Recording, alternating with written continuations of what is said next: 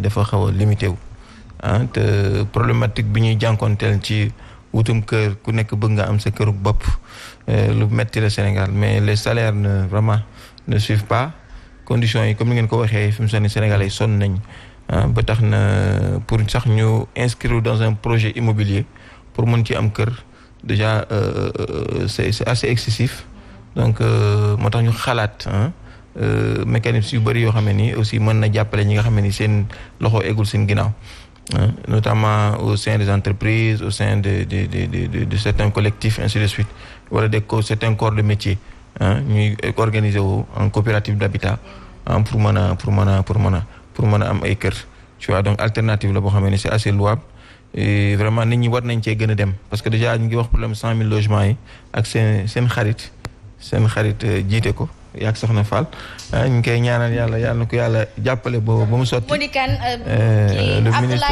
Abdoulaye Seydou Sow ministre de l'urbanisme. voilà voilà dégg naa ku baax la te liggéeykat la. depuis le coude jusqu'à présent. écho yu rafet la ñu am ci moom. voilà day déglu. mais. te nag il n'est pas réfractaire aux remarques. il ferait un excellent président de fédération de foot. Tout à fait. Oui, pour laisser un peu la politique, non? Oui, moi je vois plus dans ce truc-là. Il faut. mi ngi leen di seetaan. ah oui mais mi ngi leen di seetaan. mais nag ñafekat bu fekkee ni xam-xamam mën na màcc fépp mën nañ ko bàyyi mu liggéey fépp itam. mais c'est bon aussi de nommer des sportifs à la tête de ces institutions parce que le sportif par excellence c'est quelqu'un qui a un esprit sportif. moo comme ni ko waxee dafay accepter la critique donc il est fair play.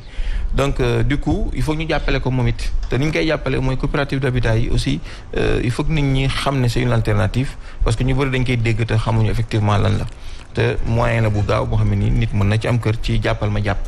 tey par exemple ñun ñii nii nous sommes 5 sur le plateau suñ jëlee MD ak Maba boole ci 7 personnes.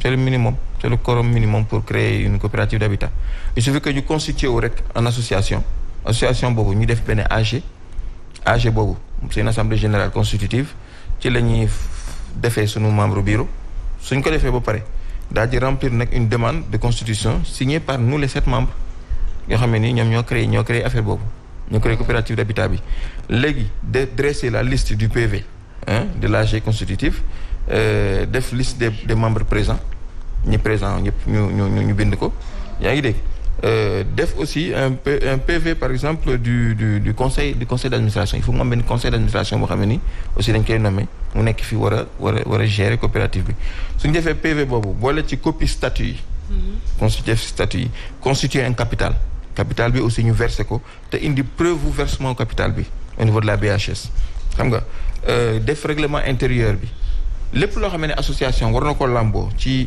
règlement intérieur ci constitution du capital dresser ay PV assemblée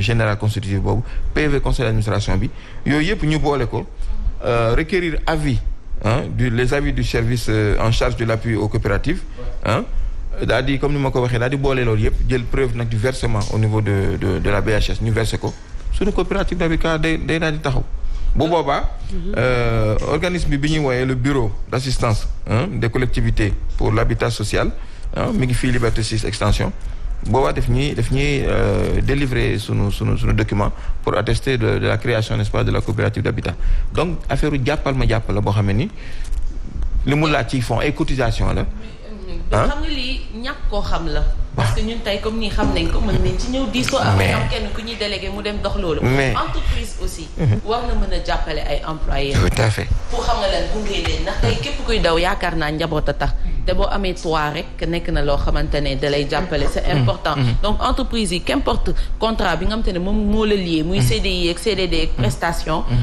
amal nenn nu mu lay accompagner nga am sax ab lenn tey mooy li dal waa AFSUBUS yi dem tam dund ba retraité def ñaata année ci liggéey benn domaine te amoo loo ci kiiwee dafa metti daal donc tey tonton li monsieur Thiam li nga ne am na solo ça ne motive pas Fama tu as parfaitement raison pendant que tey jii xoolal par exemple AFSU dañu grève ñi fi amul oto amuñu moyen jël taxi duñ ñëw duñ liggéey si tu vois donc xeetu ndimbal yooyu xeetu jël ki ngay liggéeyal teg ko ci benn standing xam nga day taf mu fàtte stress bi mu war a dund këram su ko dundul rek day am une marge pour réfléchir pour mener à bien ses activités donc c'est le cas de la coopérative d'habitat aujourd'hui da ngay gis jigéen ñu bëri ñuy constitué wu di def ay association di yóbbuwaate Màkka te soo xoolee biir Màkka li ci ànd yëpp daanaka jënd na terrain tàmbali na dara donc ni ko jigéen ñi di defee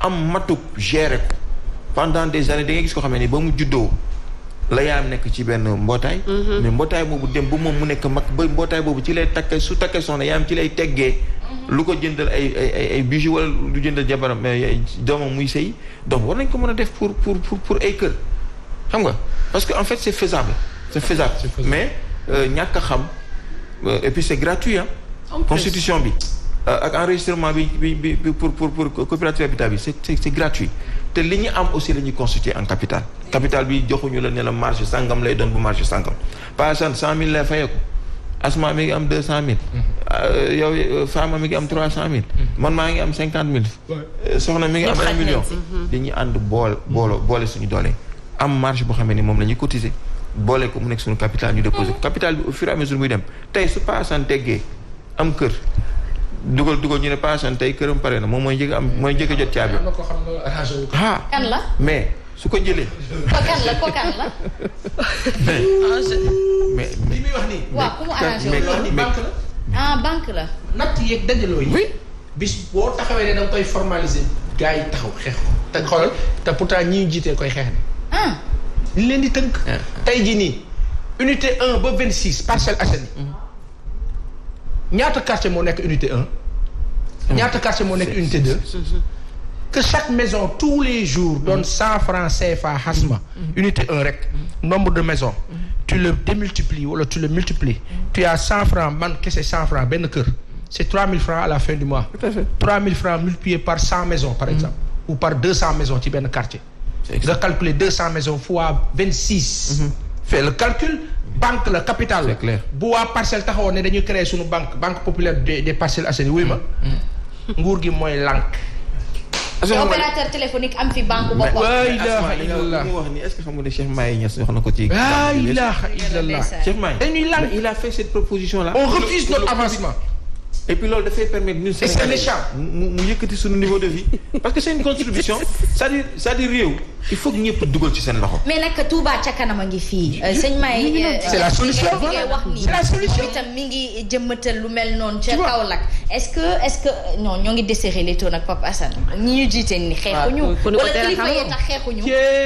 mais pas ça parce que nit ku nekk di yëkkati lu mu attanu war naa bañ ku ñëw roof loxam ne kaay ma yenn la. mukk est-ce que c'est censé. mukk waaw mais du ñoom la leen di tënk la.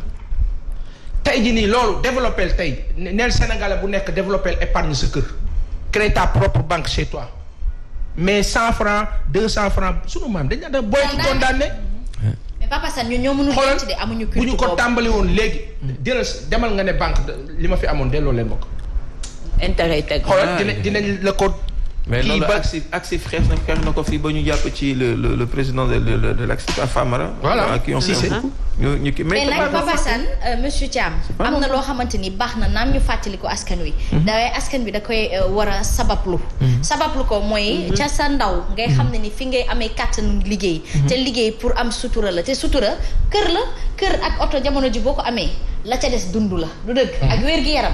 dund nag yàllaa ko yor. te pour kër mën a yegg si dara xëyul rek sotti ñun ñemew ñu daj méttit. bu tax commencé métti tuuti rek Papa Assane 100 francs yooyu ñu dañ koy xeeb. dañ koy xeeb non seulement te duñu calculer sur la durée. foofu tamit il faut peut-être que ñu càmbaraat. suñu jukko defaraat suñu toogaay. bu ko defee voilà changer comportement. parce que ku demul banque mën nga denc sa biir kër. waaye on est toujours tenté soxna ñëw na tey de ba pare pour créer de. soxna ñëw na tey xaaral lii déedéet ñun jigéen ñi moom xaalis bi ñu teggi natt dem jëndee ko or naan or daas fanaanal la. pourquoi pas dem jëndee ko terrain. pourquoi pas dajale ko ba gis benn notaire wala benn architecte mu defal ñu benn plan. et step by step étape par étape ñu am culte de la construction dans tout. mais xam nga aussi Asma gis nga dajale yow kese nga dajale sa bopp lu xaw a metti la ci as gor. parce que am na ñoo xam ne ni mënuñoo gis soxla te dañ ko faj. est-ce que tu vois am na ñoo xam ne ni mënuñoo gis loolu te dañ ko fi te xaalis dañ ne ñaareel dafa am philosophie bu nit ñi wax naan xaalis saa yu la ganisee rek li mu lay njëkk wax mooy gaawal def sa soxla damay jàll ci keneen. waaw. tu vois donc xaalis balaa moo am njëriñ jóge sa loxo contrepartie bi la xaalis di dugalal loolu mooy njëriñ li mais xaalis kese nga tëjoo ak moom ci néeg nii amul njëriñ. xajalu la dara bu tojul du am njëriñ. tu vois donc ce qui fait que au sein de certaines organisations comme genre coopérative d'habitat yi ci ngeen mën a denc parce que loo xas ba dugal xam nga dafa ñëwaat naan dama am problème ordonnance delloowaat leen ma ko mënta ne. donc ce qui fait que au moins lu dugg dina fa toog te luy fekkante lu ne rek. foo jaar mu daal di bëri. waaye nag ñii këpp kees tamit di ko yóbbu nag. waaw am na ci système sécurité c'est vrai. ñaata natt lañ fi détourné. daw ak natt c'est loolu moom ça arrive xam nga aussi aucune organisation humaine n'est parfaite. voilà mais au moins coopérative d'habitat bi am na organisme yoo xam ne ñooy ànd ñoo koy chapeauter tu vois. am na organisme comme organisme wala li ma léegi nii. mu nekk Liberté 6. le bureau d'assistance aux coopératives boobu noonu daf leen di chapeauter ce qui fait que dafay am au moins benn organisation administrative buy nekk ci kanam segam jigéen ñi ñooy mën a def ay 20 ans de natt te du kii parce que am nañ ku ñu wóolu koo xam ne ci koñ bi xam nañ ne kii elle est dépositaire de beaucoup de garanties kooku mu gérer ko mais naka noonu aussi ñun ñii mën nañ ko constituer. très bien mën nañ ko constituer et puis man sax pas loolu la koy teg sa loxo de parce que ñun il faut que ñu am coopérative d'habitat. léegi xam nga lu ñuy def man loolu laa bëggoon ñu tëjee. il faut que ñu am coopérative d'habitat. yaa koy jiite ça peut être bien. ñun ñii ñëpp ñu topp sa ginnaaw yaa ñi kii. ñaata la ñuy cotiser mooy kii yaay def immobilier initial. initial ñu topp ca. initial te Asma moom xam naa ne moom fi mu toll nii moom. kan mooy trésorière bëgg na studio américain bu baax. waaw kan mooy trésorière ndax parce que buñ ko joxee. wala damay ñëw naan ko tey xam nga aw ma lu ma versé. man maay trésorière soxna Fatou Sall ne la amul problème gis nga da nga mën a maye. non da ngaa gaaw a jooy dañuy tàgg fi léegi soxna Fatou Sall